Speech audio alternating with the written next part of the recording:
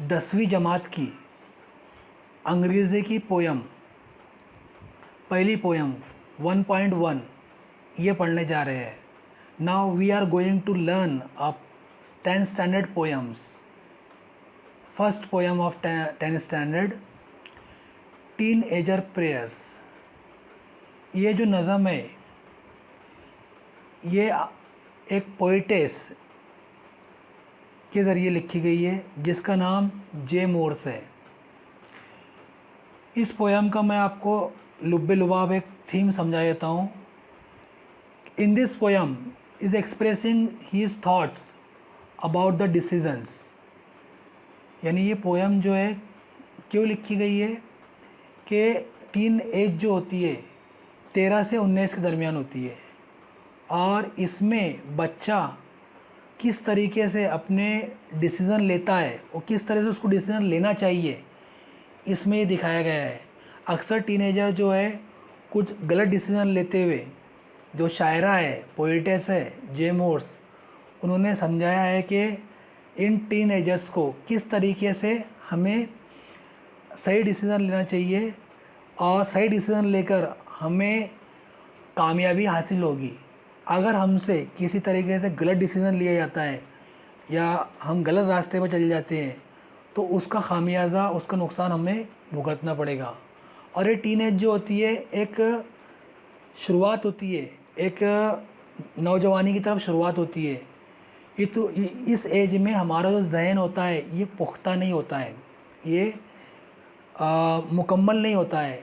तो इसलिए शायरा चाहती है कि हमें खुदा की, लॉर्ड्स की, गॉड की हेल्प लेकर हमें गॉड से प्रे करना चाहिए, हमें खुदा से दुआ करना चाहिए कि ऐ खुदा हमें सही रास्ता दिखा, सही रास्ता दिखा। तो ये एक थीम है इस नज़म का, इस पोयम का। अब हम इस नज़म को पढ़ेंगे। टीनेजर्स प्रेयर्स आपको अपनी किताब में देखना है। मैं यहाँ ये लाइंस पढ़ने जा रहा हूँ और इस लाइन को पढ़ने के बाद मैं आपको इस एक्सप्लेन करूँगा। तो तमाम तलबा, तमाम बच्चों को अपनी किताब में इसको बिल्कुल देखना है। जो हार्ड वर्ड है वो बताऊँगा, वो आपको वहाँ पर लिख लेना है अपनी किताब में। ठीक है बच्चों? ओके, तो हम शुरू करते हैं टीनेजर्स प्रेयर। टीनेजर्स, मैंने जैसे कि आपको बताया, टीनेजर कहते हैं वो बच्चों को जो 13 से 19 के दरमियान आते हैं, और बिलखुसूस आपकी जो एज है वो टीन एज ही है। अगर आप देखा जाए तो आप 14 से 15 साल की आपकी एज है, तो आपकी एज और इन बच्चों की एज एक ही है। तो हम हमारी नज़म स्टार्ट करते हैं। We have to start the poems now. Teenagers prayer. Okay, each day brings new beginnings, decision I must make. I am the only one to choose the road that I will take. पहला बंद मैंने पढ़ा हूँ आपके सामने। पहले बंद में, पहले कपलेट में, पहले स्टैंजा में 4 वर्स है, 4 लाइन्स है। I can choose to take the road of life that leads to great success, or travel down the darkened road that leads to great distress. Please open up my eyes, dear Lord, that I might clearly see. Help me stand for what is right. Bring out the best in me. Help, Lord, to just say no when temptations come my way, that I might keep my body clean and fit for life each day. When my teenage years are over, I know that I will see that life is lived its very best with you walking next to me. तो इस तरीके से इस नज़म में 5 stanza है और पांचों स्टांजा में शायरा ने, पोइटेस ने बहुत अच्छी तरीके से हमें टीन एज के अंदर कौन से डिसीज़न हमको लेना चाहिए और कैसे लेना चाहिए, जिससे आने वाले वक्त में हमको क्या फ़ायदा होगा, इस बारे में समझाया है।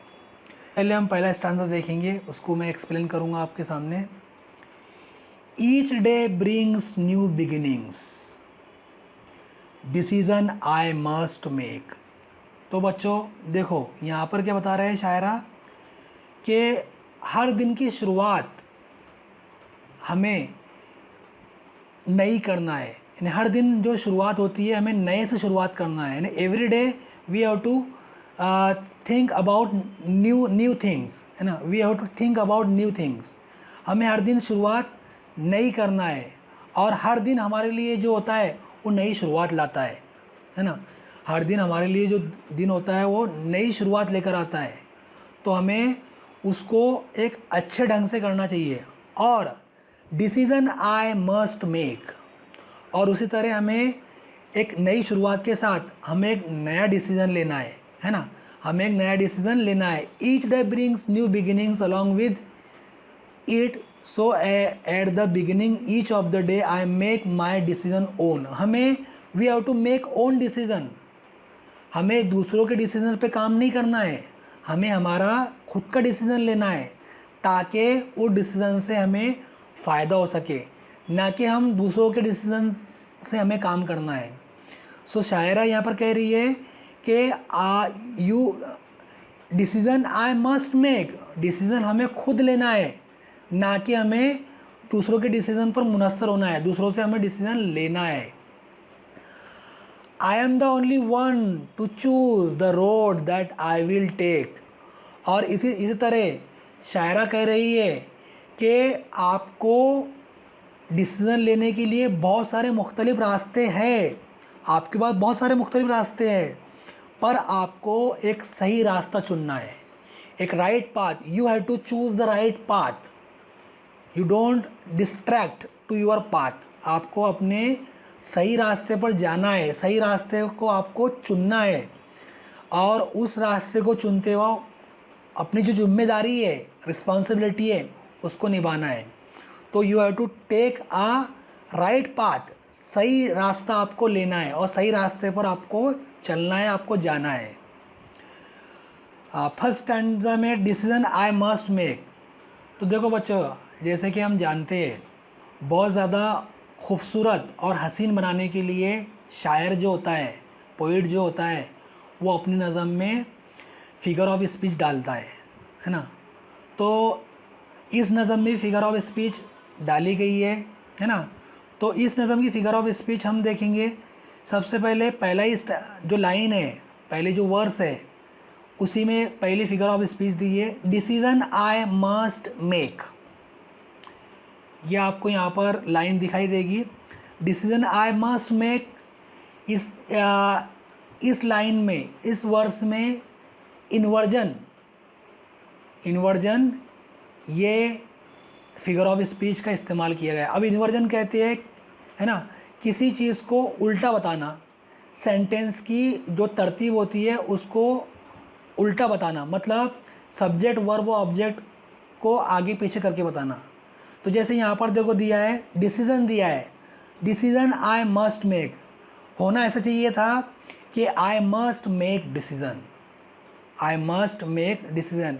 ये जो है ये तरतीब है सेंटेंस की, पर यहाँ पर क्या दिया गया है कि डिसीज़न आई मस्ट मेक, तो डिसीज़न आखिरी में आया है, यानी ऑब्जेक्ट जो है वो सब्जेक्ट की जगह पर आ गया है, तो इसके लिए ये है इन्वर्जन, है ना। तो इसको हम इन्वर्जन कहेंगे। तो इस पहले बंद में हमने जो फिगर ऑफ स्पीच देखी है वो है इन्वर्जन, है ना। दूसरा stanza, I can choose to take the road of life that leads to great success, और travel down the darken road that leads to great distress. देखो यहाँ पर बच्चों शायरा बता रही है कि आप टीनेजर जो है, आपको ज़िंदगी में कई मुख्तलिफ़ रास्ते हैं, आपको की ज़िंदगी में कई अलग अलग रास्ते हैं, बहुत मुख्तलिफ़ रास्ते हैं, पर आपको क्या करना है कि आपको सही रास्ता चुनना है, एक राइट पाथ जो आपको सीधी आपको आपकी ज़िंदगी के सही तरीके पर ले जाए, आपको कामयाबी की तरफ लेकर जाए, ना कि आपको वो नुकसान पहुंचाए। उससे आपको आपका एम जो है ज़िंदगी का, आपकी लाइफ का जो एम है वो मुकम्मल हो जाए, वो पूरा हो जाए। तो यहाँ पर शायरा बता रहे हैं कि आई कैन चूज़, आपको चूज़ करना है, आपको चुनना है, आपकी ज़िंदगी का जो रास्ता है ये आपको चुनना है और सही ढंग से और अच्छी तरह चुनना है, ताकि आपको उससे फ़ायदा हो सके, आपकी आगे का जो फ्यूचर है वो आपको वो सुधर सके। That leads to a great success. अगर कभी आप सही रास्ता चुनेंगे, सही रास्ते पर जाएंगे, तो वो आपको कामयाबी देगा, कामरानी देगा, आपकी ज़िंदगी को बेहतर बनाएगा।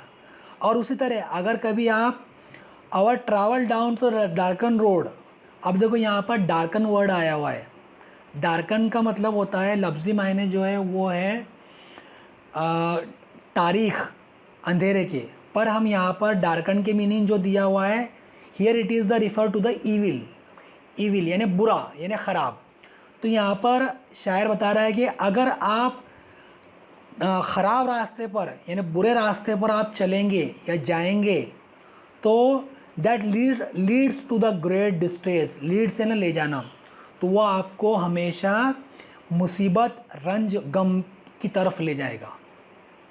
अगर आप ये डार्कन रोड पर चलते हैं, यानी आप कोई गलत डिसीज़न ले लेते हैं या आप कोई गलत फैसला, if you take a wrong decision और if you go to the wrong path, तो you have to face the distress का मतलब है यहाँ पर मुसीबत। तो आप आने वाले वक्त में मुसीबत में फंस जाओगे, मुसीबत में आ जाओगे। तो आपको और एक बड़ी वरी यानी एक फ़िक्र जो है, आने वाले वक्त में आपका जो मुस्तकबिल है वो आपको नुकसान पहुंचाएगा, आप आपके मुस्तकबिल को ख़राब कर लोगे। तो इसके लिए दोस्तों शायर यहाँ पर कह रहा है कि आप रास्ते का और जो डिसीज़न है, जो आपका मकसद है, उसको सही तरीके से चुनो, उसको सही तरीके से अपने तरीके पर उस पर चलो, ताकि आप कोई मुसीबत में ना फंसे और आने वाला आपका फ्यूचर जो है वो ब्राइट और सक्सेसफुल रहे। इसी के साथ यहाँ पर देखो बच्चों, और travel down the darken road, इस लाइन में भी एक नई जो है एक नई फिगर ऑफ स्पीच आई है, जिसे कहते हैं एलिट्रेशन। एलिट्रेशन किसे कहते हैं आपको मालूम है? Alliteration means the occurrence of the sound eight the beginning of the words, यानी कुछ साउंड होते हैं यानी वर्ड के शुरुआत में कुछ अल्फ़ाबेट्स के साउंड जब एक जैसे साउंड आए उसे एलिट्रेशन कहते हैं, है ना। अब यहाँ पर देखो एलिट्रेशन यहाँ पर दिया हुआ है ना, कि that travel down the darken road, है ना। डी, डाउन का डी और डार्कन का डी, ये लफ्ज़ जो है, ये जो लफ्ज़ के शुरुआत में डी जो अल्फ़ाबेट है ये एक साथ में आया हुआ है, 2 बार आया हुआ है। तो this is called alliteration. Alliteration दरअसल है ना क्या होता है, दो लफ्ज़ के शुरुआत में एक जैसे हुर्फ यानी अल्फ़ाबेट जब आते हैं तो उन्हें उस वक्त वो एलिट्रेशन कहलाते हैं, है ना। तो इसमें it is the example of alliteration. D आया हुआ है इस लाइन के अंदर, ठीक है। हम नेक्स्ट वन पर जाते हैं अब। Please open up my eyes dear Lord, that I might clearly see, help me stand for what is right, bring out the best in me. देखो शायर क्या कह रहे हैं यहाँ पर इस नज़म में, देखो लॉर्ड यानी खुदा, अल्लाह। शायर यहाँ पर डायरेक्टली किसे एड्रेस कर रहा है, किसे मुखातिब कर रहा है? The poet directly addresses to the God, है ना। और यानी इसमें इस स्टैंजा में डायरेक्टली यानी टीनेजर ये दुआ कर रहा है किससे, खुदा से, अल्लाह से, कि क्या दुआ कर रहा है कि अलमाइटी गॉड यानी कादिर मुतलक खुदा, है ना, मेरी तू क्या कर, वो दरख्वास्त कर रहा है, प्लीड्स कर रहा है, he pleads to the Lord to open up his eyes so that might see clearly. क्या बोल रहा है वो कि ऐ खुदा मेरी आँख तू खोल दे, मेरे जहन को तू खोल दे, मुझे सही रास्ता दिखा, मुझे अपनी पनाह में ले ले, मुझे बता तू सही रास्ता दिखा ताकि मैं उस पर चल सकूं, है ना। वो टीनेजर क्या कर रहा है, खुदा से दुआ कर रहा है कि मुझे सही रास्ता दिखा, ए अल्लाह, ए खुदा, ए लॉर्ड, मुझे तू सही रास्ता दिखा ताकि मैं उस पर चल सकूं और मेरी आंखें खोल दे, है ना। मैं तुझसे दुआ करता हूँ, मैं तुमसे प्रे करता हूँ। He also prays to God to help him stand for what is right and to bring out the best him। और साथ में क्या कर रहा है कि हेल्प मी, मुझे मदद कर, ऐ खुदा, ऐ अल्लाह, तू मुझे अच्छे से अच्छा, बेहतर से बेहतर करने के लिए तू मेरी मदद कर, मेरी हेल्प कर। मैं तेरी पनाह में आना चाहता हूँ, मैं तेरे आमान में आना चाहता हूँ, मैं तेरी हिफाजत में आना चाहता हूँ।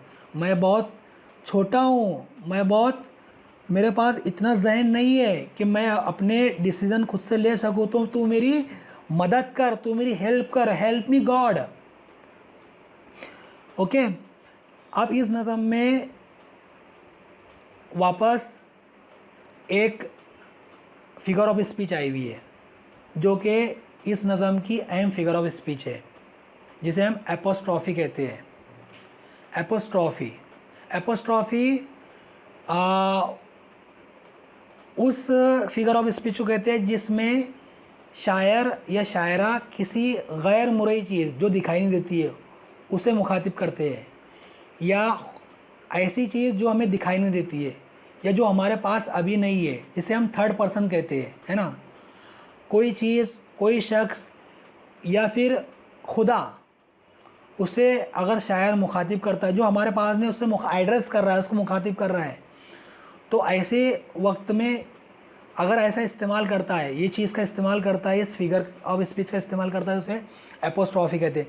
तो देखो, please open up my eyes dear Lord, ओ मेरे अजीज़ खुदा, ओ मेरे प्यारे खुदा, तू मेरी आंखें खोल।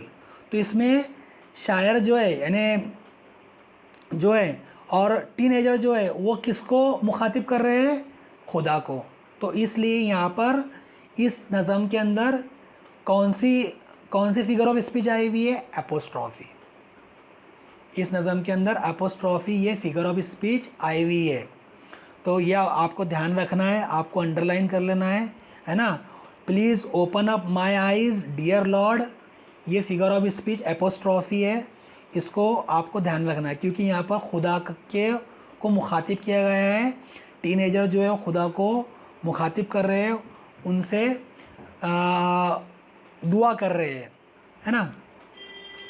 चौथा stanza, fourth stanza, help Lord to just say no when temptations come my way, that I might keep my body clean and fit for life each day.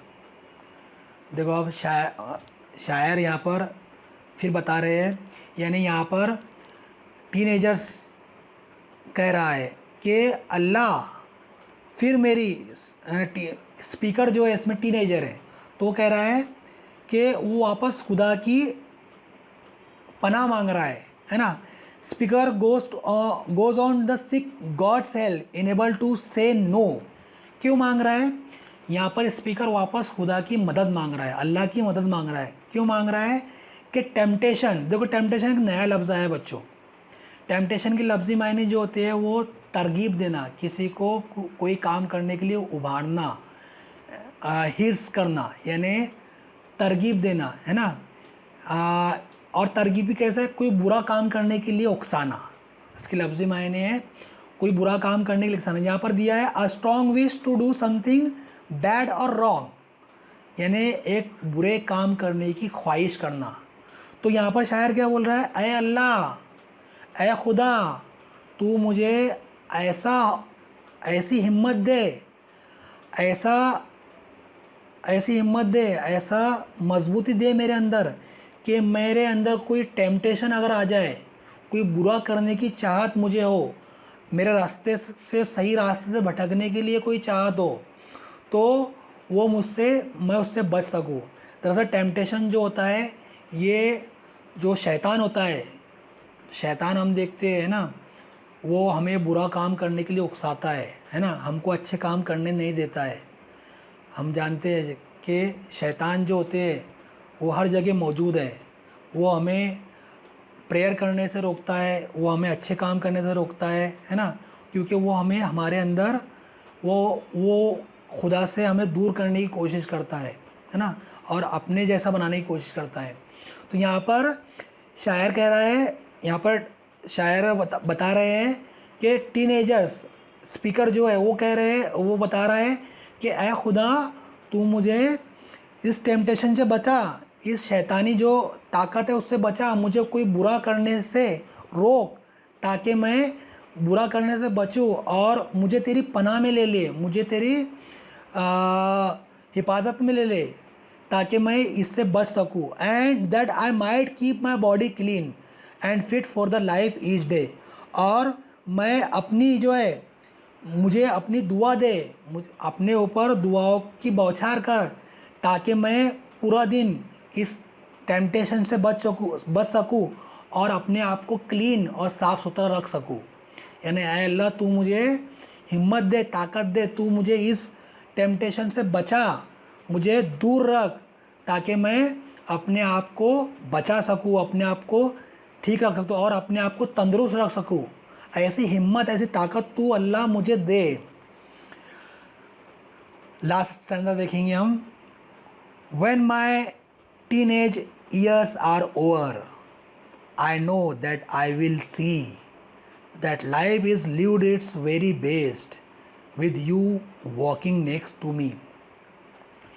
शायर फाइनल स्टैंजा में टीनेजर जो स्पीकर ऑफ द पोयम है, वो आखिरी stanza में कहता है कि, और इस स्टैंजा को कंक्लूड करके कहता है कि ऐ खुदा, जो भी टीनेज जो मेरे ज़रिए मैंने जिया हूँ, जिसमें तूने मुझे सही रास्ता दिखाया है और सही राह दिखाई है, और जिसका मुझे अब, मेरी टीन एज तो ख़त्म हो चुकी है, पर टीन एज में तूने मुझे अपनी पनाह में, अपनी हिफाजत में लिया, अपना गाइडेंस किया, मुझे जिस तरीके से तूने टीन एज में गाइड किया, मुझे लीड्स किया, मुझे रहनुमाई की, और उसका जो फ़ायदा मुझे अब हो रहा है, मैं इसका शुक्रगुजार हूँ। I am thankful for you that you lead me, you led me a good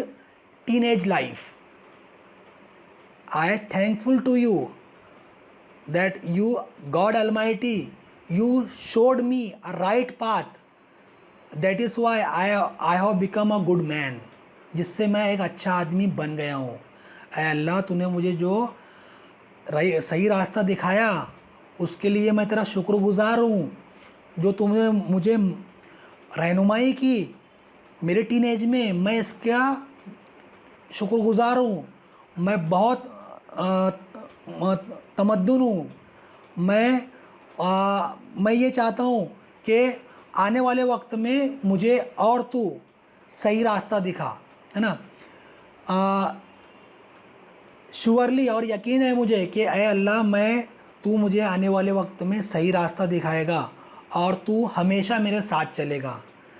ऐसा टीनेजर इस नज़म में बताया गया है। यानी फाइनल स्टैंजा में जो टीनेजर्स है वो खुदा से आखिरी में दुआ करता है कि, और शुक्रगुजार है कि तूने मुझे ये तमाम चीज़ों से बचाया, हर चीज़ से बचाया, और सही ज़िंदगी जीने की मुझे सलाहियत दी, मुझे तोहफ़ा दिया। और आने वाले वक्त में भी है खुदा, तू मेरा साथ दे, तू मुझे अपनी कंपनी में लेकर चल, ताकि मैं आने वाली अपनी लाइफ जो है अपना गाइडेंस कर और आने वाली लाइफ में अच्छे से जी सकूँ। तो इस तरीके से बच्चों ये हमारी एक 1.1 जो नज़म है 10वीं जमात की, ये मुकम्मल होती है। इसके सवाल जवाब मैं आपको जब कभी हमारा क्लास शुरू होगा मैं उसमें लिखा दूंगा, या फिर मैं कोशिश करूंगा कि ये इन सवालात को आपको ऑनलाइन समझाने की समझा सकूं। शुक्रिया।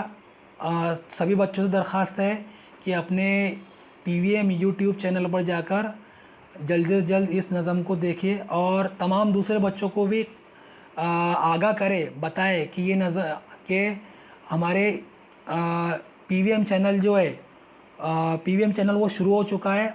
वहाँ पर जाकर आपको सब्सक्रिप्शन का बटन दबाना है, सब्सक्राइब करना है, ताकि आपको आने वाले जो वीडियो है वो आपको बाकायदा बआसानी से आपको मिल जाए।